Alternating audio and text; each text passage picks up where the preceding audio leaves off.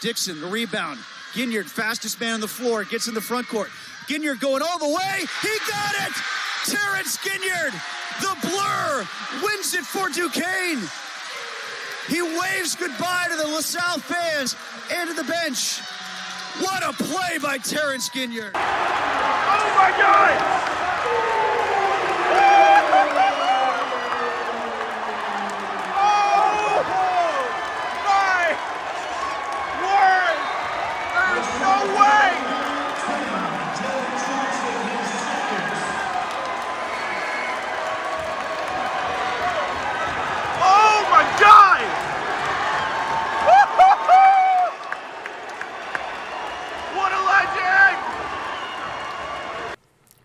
Hello and welcome to the Duquesne Sports Pregame Show. I'm Jack Morgan, alongside me Nick Fernbaugh, and Duquesne, as you just saw there, coming off a dramatic come-from-behind victory. It was come from behind, even though they did lead in that game.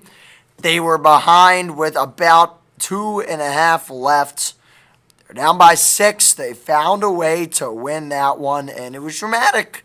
Dramatic for sure. However, the journey continues, and the journey leads Duquesne to Dayton, Ohio, to take on the also 8-5 Dayton Flyers in a game that could prove extremely pivotal as we look to see who the top 4 teams will be that receive the double bye in the A10.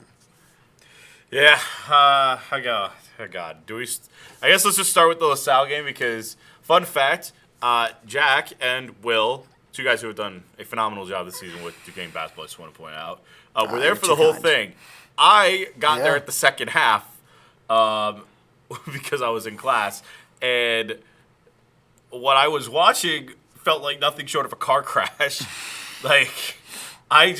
I want to give them a lot more hope for believing. I was very, very pessimistic as the game was getting to the end. Jack can attest to this. He can quote multiple times of a lot of angry comments I said. I think a lot of people thought that this one was over. And I was convinced it was over with 4 minutes left to play because what just happened I want to bring up the fact that they shot their worst three-point percentage this whole season. They had the most turnovers in conference play and the third most this season, next to the Northeastern loss, which we all could talk about as probably the worst loss they had this season. It's certainly the stats back it up if you look at it. With 19 turnovers, they had 18 in the LaSalle game, for anyone wondering. And then they had 21 in the William & Mary game, a very, what we called, questionably officiated game, but a close loss nonetheless. So I would agree with that. They had their worst three-point percentage shooting. This is the only game this season they took under 50 shots. They had 18 turnovers, which is just god-awful.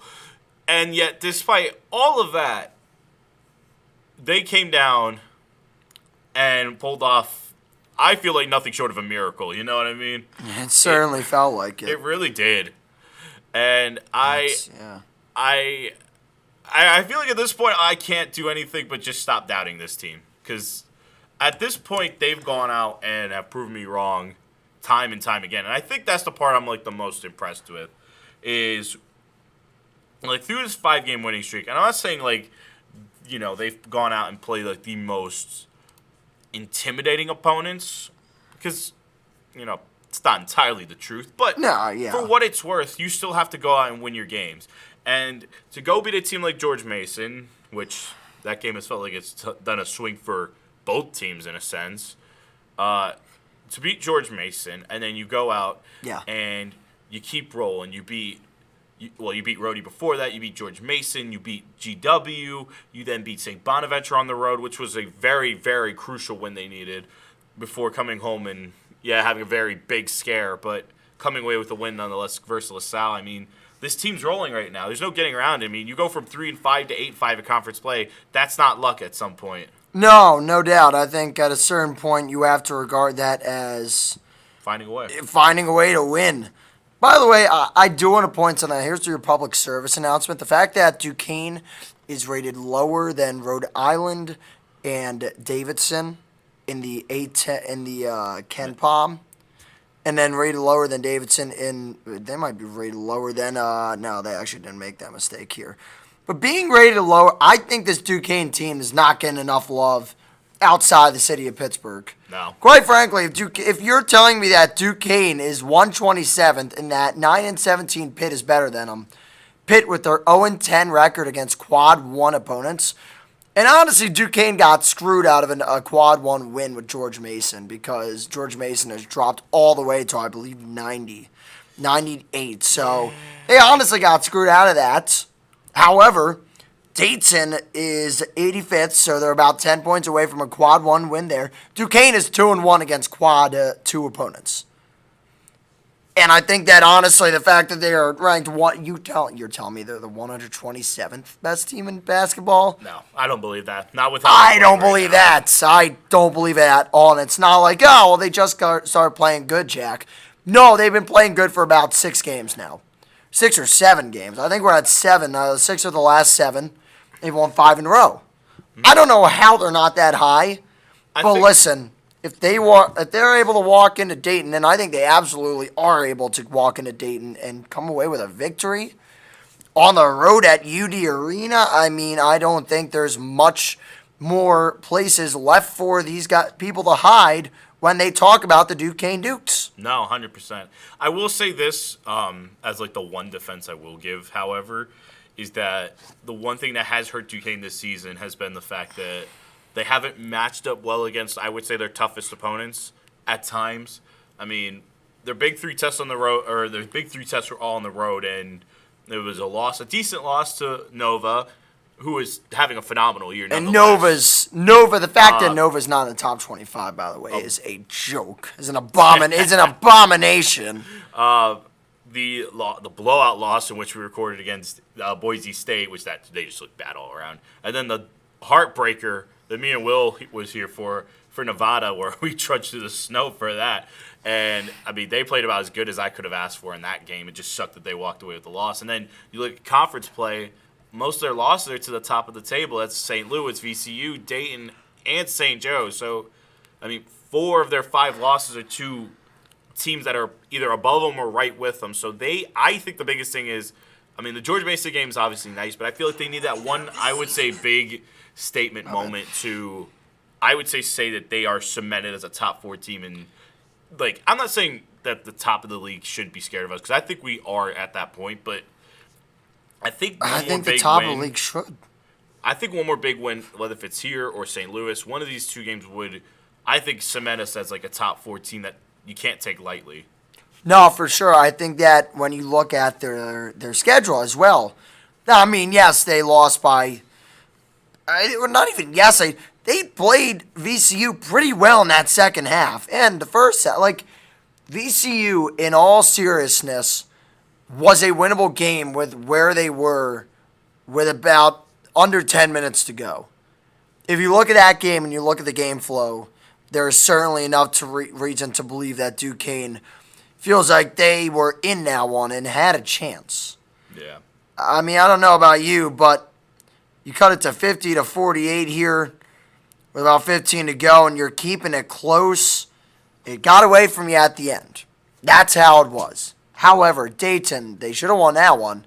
But this is all coming before they knock off. Obviously, they beat a weakened Loyola Chicago, right? So we get that. That's not a big deal, but it's worth pointing out where things started to go well for them. Before that game, they had come within 4 points of beating number 24 at the time, St. Louis. Right now, they are placed at God knows where. I think 18. I think it's 18. That might change. That 18. We'll talk about around the A10. Yeah. But, yeah. But as of right now, and as when this comes out, the number 18. All right, so they lose St. Bonaventure. We know about that. We talked about it. However, after that, Rhode Island at home beat them 76-61. George Mason on the road, that road win, emotional win. We talked about it. Big win. Beat them. Yes. Survived George Washington, but beat a team with some good talent on there. St. Bonaventure took care of business. It got close, yes, but they won on the road. So not an easy thing to do in the A10. And LaSalle, they have that emotional moment to end the game. And it matters when you're able to string together wins like this, because when you talk about a tournament setting, you can't lose 2 and then drop 1. That's not how it goes. No. You need to continue to win. And Duquesne has continued to win no matter what the circumstance. And that's certainly something that is admirable. Now, as we get to around the A10, I want to point out that Duquesne, their best winning streak actually came in 2010-2011. That was when they had won 8 games in a row. Fun fact, I believe they got first rounded that year, so there's that. But aside from that, they've had about a few other campaigns where they've won 5 straight. So if they're able to win 6 in a row by beating Dayton here on Saturday, then they would have the second longest winning streak in franchise history. So that'd be pretty cool to see if they can cement their place in the record books. Let's get to around the A10. Not too much craziness going on Wednesday. However, you look 24 hours earlier, we had a pretty shocking result out of Rhodey. Oh, man. I mean, Kind of screw the A10, by the way. yeah. It doesn't I help. say that, but it definitely made life a lot worse. So Rhode Island was home on Wednesday, or Tuesday, my apologies, on the 17th, and proceeded to just surprise everyone with probably their best win in, I don't know, ever. And they beat, I'll say that loud and proud. They beat St. Louis 81-76. I was watching that whole game. I was texting you that whole game. Because Yep. Rhode Island makes no sense, folks. I just want to, the reason I'm saying, I'll just harp on this for a second and we'll keep going with around the A10. Rhode Island is, this same team has beaten St. Louis, George Mason, and Dayton. They're nonsensical. They have also lost to Fordham, LaSalle, and Loyola Chicago. Those last 2, I just want to point out, are the worst 2 teams in the A10. So they have beaten 3 of the top 4 in the A10 and lost to the bottom 2. It makes no sense. It makes no sense. I don't understand how they did this. But at least it's some normalcy. VCU at least survived George Washington that night. I really thought they were going to blow it. They were losing to start the second half. Luckily, they ran away with it at the end. That was concerning, Nick. I know that. But if they had both lost, everything would have been on fire. That would have been. I think the VCU's on the edge. That's a weird thing with the Friday game. The Friday game gets interesting between St. Louis and VCU because you're almost, as an A10 fan that doesn't have a stake on with St. Louis or VCU, you're kind of just looking like, hey, what outcome gives us the best chance at getting two bids or 3 bids? I think it's going to come down to VCU winning that game. So if VCU wins, then St. Louis has now lost 2 in a row in a week. Basically, you have to have them win the rest of their games and get to the semifinals.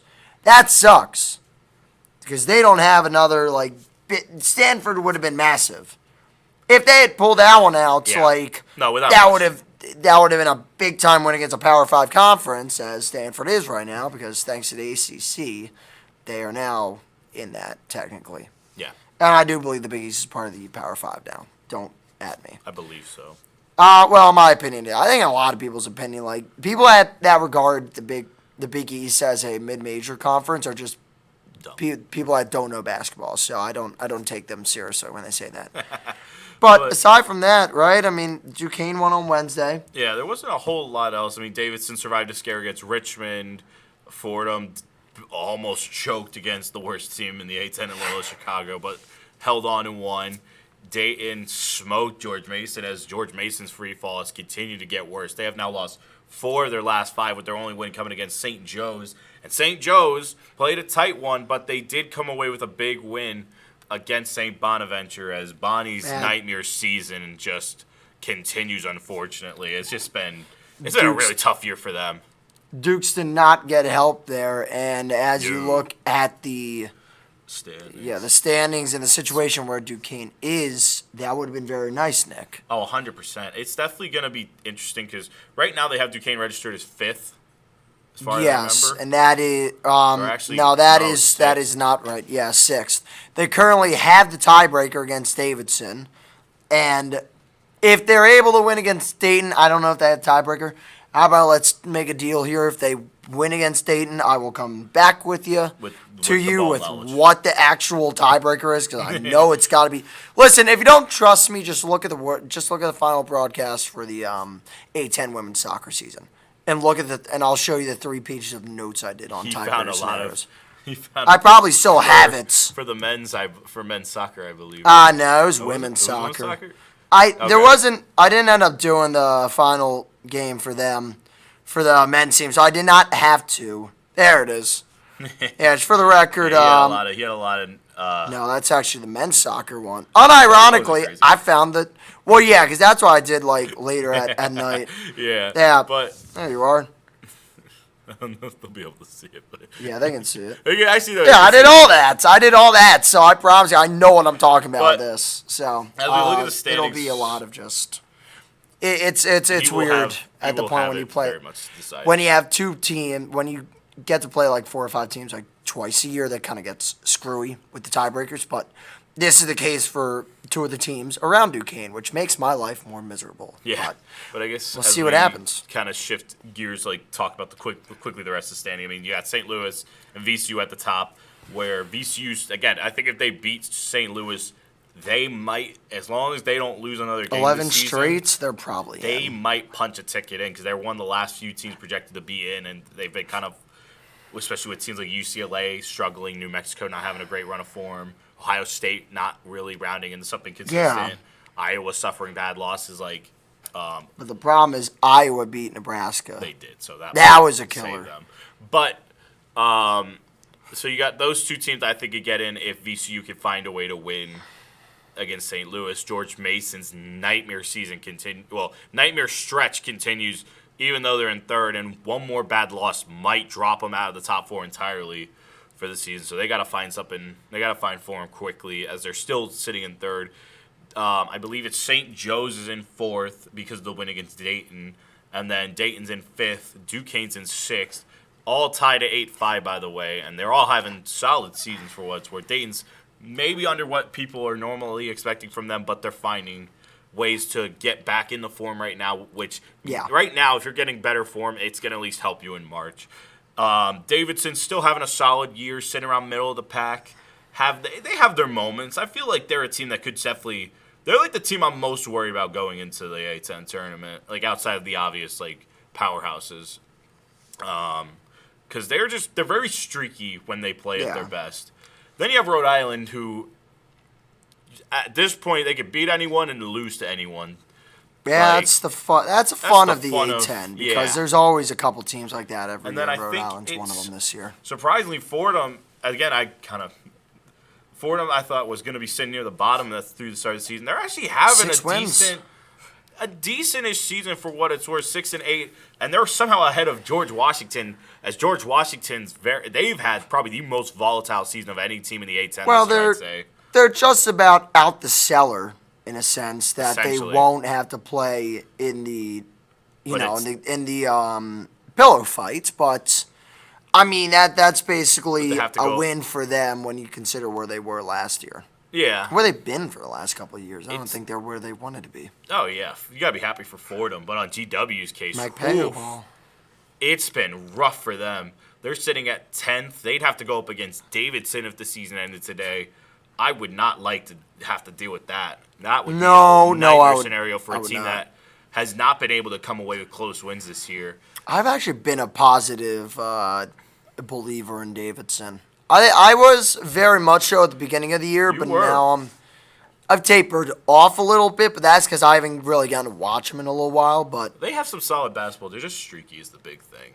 Well, streakiness is the biggest issue in March because if a team's riding a streak, watch out. Duquesne is currently riding a streak. They're looking to make it 6 straight as they head into this matchup with Dayton. Let's get to our players to watch, and this time I actually coordinated before we started, so let's. Yeah, we made sure. Yeah. Let me give you mine real quick. Yeah, it ends up being.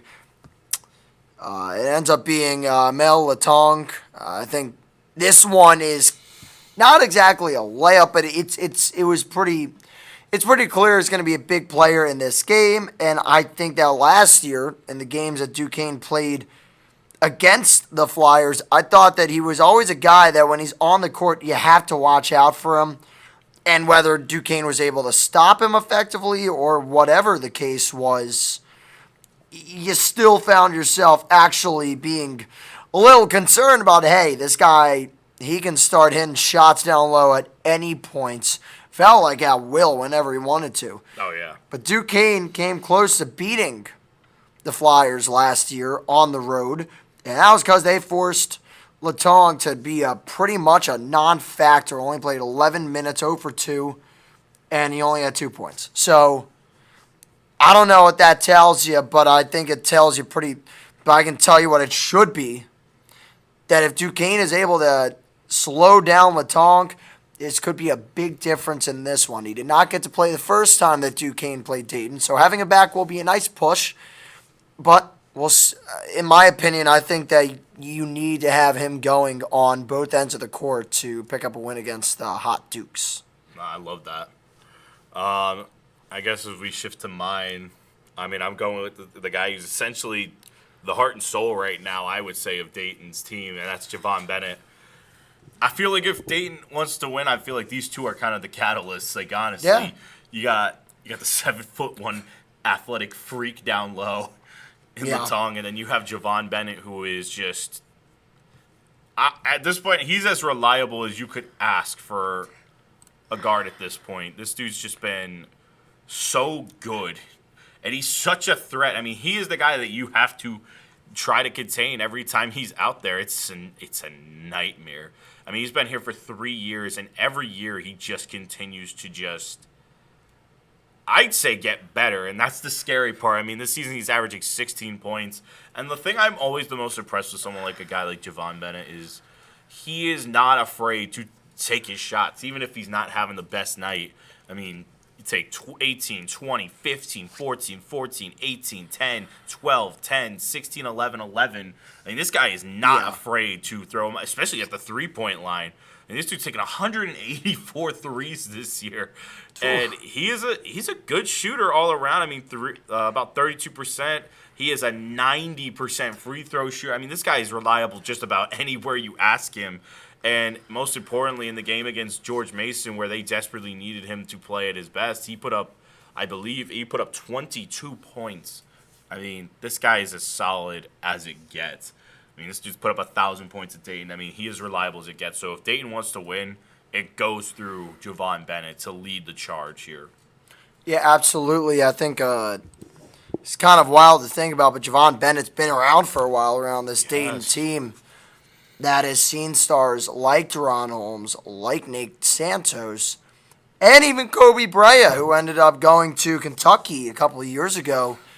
They've seen stars, and Javon Bennett is just that steady piece that has been there for years on end. So I think that is a very good choice. As we move to our player to watch for Duquesne, I'm going to go with Jimmy Williams. I think that obviously it's no secret that last game was not the type of production that you're used to from Jimmy Williams, and he did not have a solid night. However, guys around him were able to pick up the slack. Guys like Brandon Hall, guys like Jakob Netschis with a solid 5, guys like Alex Williams, and I think that guys like Hall and Williams and DeMichael as well, who's started coming to his normal form that we've seen him at for a couple years prior to this and all the injuries. This is a different team than what Dayton faced all the way back in early January. The team is playing differently. There are much more dangerous guys amongst this cast of characters for Duquesne that are able to make you pay. Brandon Hall is a newfound talent for this team that they're able to plug in at any point and is able to get them at least over 5 or 6 points a game. It just so happens he's had about double figures in the last few. So Brandon Hall's a new piece that Dayton really hasn't had to prepare for. Alex Williams is playing some incredible basketball. And Jake DeMichael showed what he can do on the road in important games like he did at George Mason. So I think that Jimmy Williams is going to be one of those guys that, despite you've had all this, this nice contributions from other guys, you still need Jimmy Williams to not go and put up a 5 points with 2 of 6 shooting. It's just not who Jimmy Williams is for this team. For this team, he has to be more than that, and I think he knows that. I think Duquesne fans know it, but also they come to expect better basketball from him, and they should because he put up 15 the last time Duquesne played Dayton. So with all these other weapons around him, he might have more space to pull up. He might have more space to do his thing because they had to account for these other guys. So I think Jimmy Williams being able to draw the attention to him, and this is also by making sure he plays well and shoots the ball better. I think that with all that attention, it could open up different avenues for the Dukes. So Jimmy Williams, massive importance for the Duquesne offense. Defense, not too bad. No, his defense not is too bad. His defense is very reliable, I would say. For Probably sure. the most consistent on the Consistent, team. yes. Like, he's just the most consistent player, I feel like, on Duquesne. Again, why we joked that last night was so surprising. Yeah, that was the wild thing. Oh, God. I guess as we go to my turn for player to watch, well, I guess I'll keep it as simple as it gets and just say it was the guy that you saw at the start of this video. It is TG, Terrence Ginyard. Yeah. I feel like if Duquesne wants any chance to win, again, I'm looking right at that matchup of Javon Bennett versus Terrence Ginyard. Whatever Bennett's going to have, Ginyard has to match that. And yes. And I feel like that, maybe that goes without saying, but I guess for me it's felt like Ginyard's been in a little bit of a cold spell as well for shooting, especially at the three-point line, I'd say. I feel like he's been actually pretty good down low. I feel like he's gotten a lot better down low, driving and attacking the paint, using his size. And I think being able to get more contact, which has been the thing that's been nicer to see, even if sometimes it doesn't get called all the time. Yeah. But in a game like this where you're going to have to match up well against a guy who's speedy, who's physical like Javon Bennett, I need to see him be able to hit some threes. And I know he's capable of it. Yeah. We've seen it all the time. He hit 5 in, the heart attack double overtime game against Davidson. Oh, he had my God, 6 yeah. against Loyola Chicago. The heart attack-inducing game. He went 3 for 5 against George Washington. He had 2 big ones in the Rhode Island game. I mean, this guy is super talented. I could sit here and praise his shooting all day, and he was shooting the lights out through non-con at times. So I know he's capable of giving us I'd say, like a legacy game, and I think this might be the game. I love what he did. He's coming off a magical moment, and that's who I am banking on as my player to watch for Duquesne. Let's get to our game picks, where I think that a lot of me was concerned that my statements in the game picks last time was going to come back to bite me. And it almost did. It somewhat did, but the Dukes got the win, so add a win to our total. And now let's get into our picks for Duquesne Dayton, which I'm sure we could have some dissension on who we pick in this game. Yeah. I'll go first. I'll break the ice. I think Duquesne somehow, some way, finds a way to beat Dayton and do something that they have not, quite frankly, done in years. I know, obviously, Duquesne does not own Dayton. It is, quite frankly, the other way around. However, Duquesne has had some weird ways to win over teams that they, when you look at it on paper and when you looked at it about a month ago, had no chance, especially this season. And I just have that feeling. There's certainly that vibe, and I think that Dave Dixon talked about it in the postgame from 2023-24, where they're just winning. They're getting hot at the right moment. And I think that this win streak is not ending. I think that somehow, some way, Duquesne finds a way to win this game, and I don't think it's easy either. It'll be a heart stopper again. I think that Duquesne wins this one 65-61, just edging it out on free throws at the end. Okay. So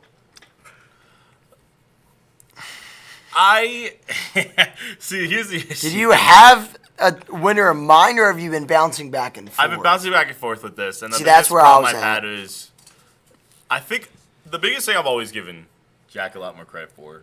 He believes in this team a lot more sometimes.